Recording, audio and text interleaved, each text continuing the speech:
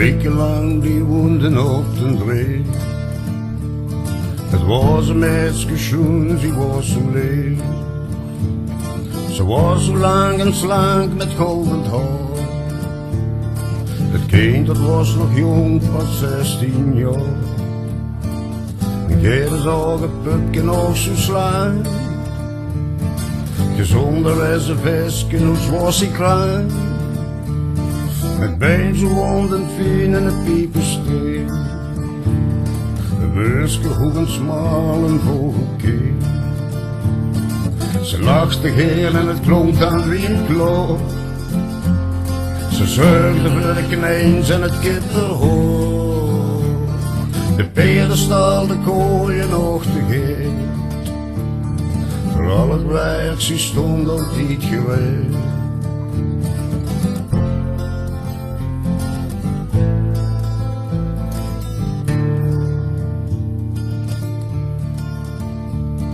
Voor dagen dode doeven in de slaap.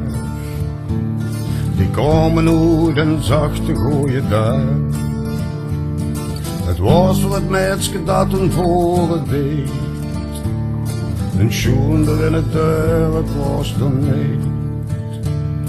Net zomaar kwam ze werken op het land. En alles bloeide wat ze had gepland. De herfst kwam, ze bond het huidje. Ze was net goed, ze groeide iedereen. Ach mensen, ongeluk is gauw gebeurd. De bladerzevel zo de boven schuilt. De strenge winter kwam met sneeuw en ijs. Ze ging alleen getjas op het ijs.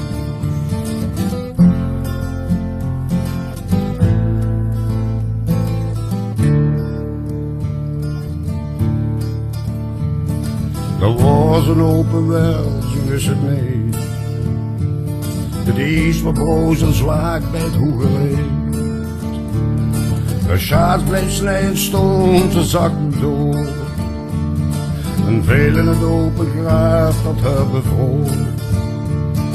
Het heet een dag geworden en gesneeuwd. Men miste haar en zeugde bij de vlieg. Betalen met het leven is een prijs. Haar handlap was gevroren in het diep.